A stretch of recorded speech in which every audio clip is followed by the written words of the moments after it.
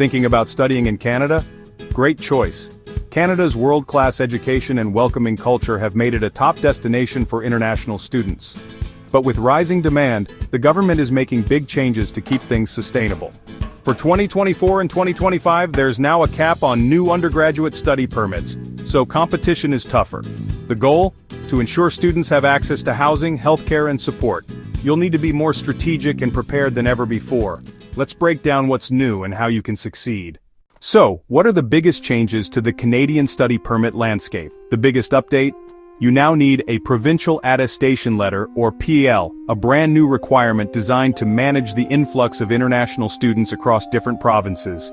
This letter confirms that you've been accounted for within the province's allocated number of international students. This PAL is essential before you even begin applying for your study permit. Without it, your application will simply be considered incomplete. Each province has a set number of spots, a quota, if you will, that dictates how many international students they can accept.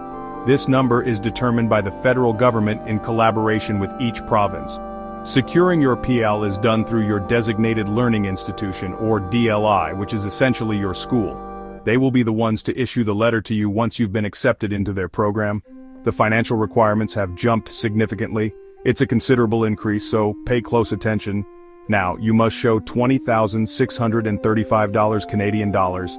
This amount is intended to cover your living expenses for 1 year, and that's plus tuition fees and travel expenses to prove you can adequately support yourself throughout your studies. Demonstrating sufficient funds is crucial for your application success. Spouses of undergraduate and college students, this is a big one, so listen up, are no longer eligible for open work permits. This change significantly impacts many international students and their families.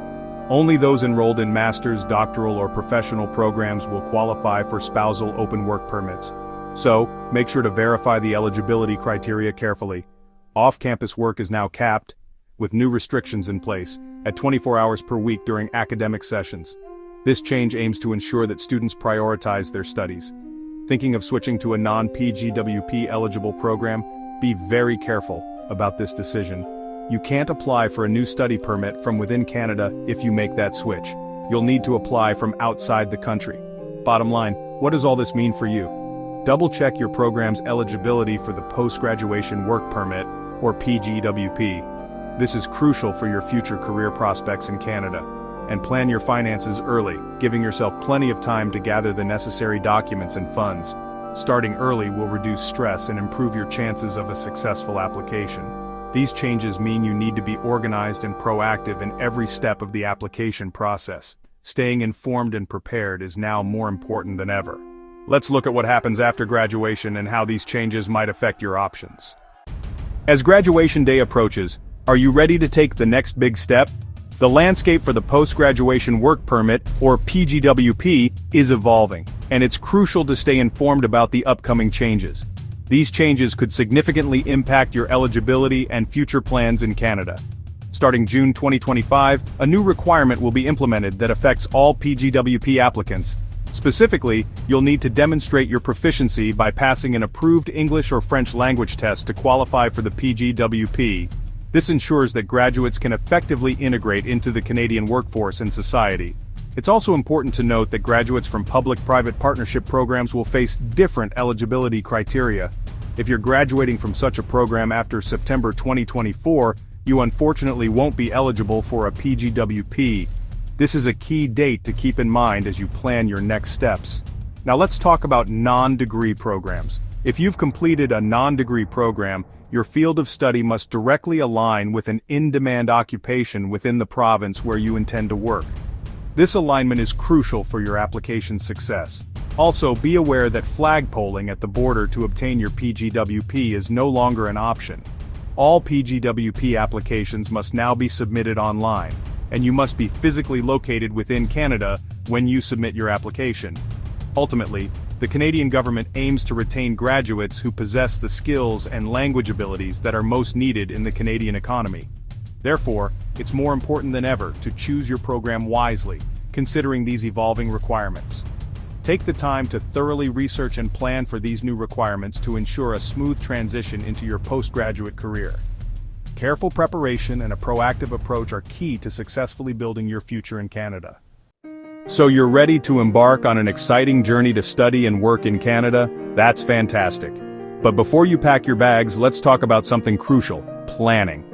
Here's your action plan. This is your roadmap for studying and working in Canada. We'll break down the essential steps to ensure a smooth and successful transition. First, research designated learning institutions, or DLIs, and the programs they offer. Look into program specifics, tuition fees, and admission requirements. It's also important to ensure your chosen program qualifies for the Post-Graduation Work Permit, or PGWP eligibility. This is a critical step for those planning to work in Canada after graduation. And always, check the IRCC Immigration, Refugees and Citizenship Canada website for the most up-to-date information and any policy changes.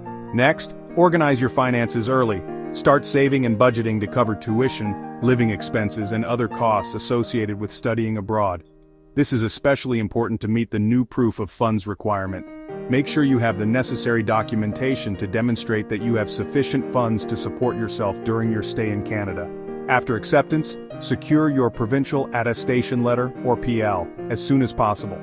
Then, apply for your study permit online. Ensure you include all required documents. Once you're in Canada, follow work hour rules. It's also important to maintain and keep your student status. Before graduation, start to prep for your language test and PGWP application. And remember, the application process is all online now. With careful planning, your Canadian dream is still within reach.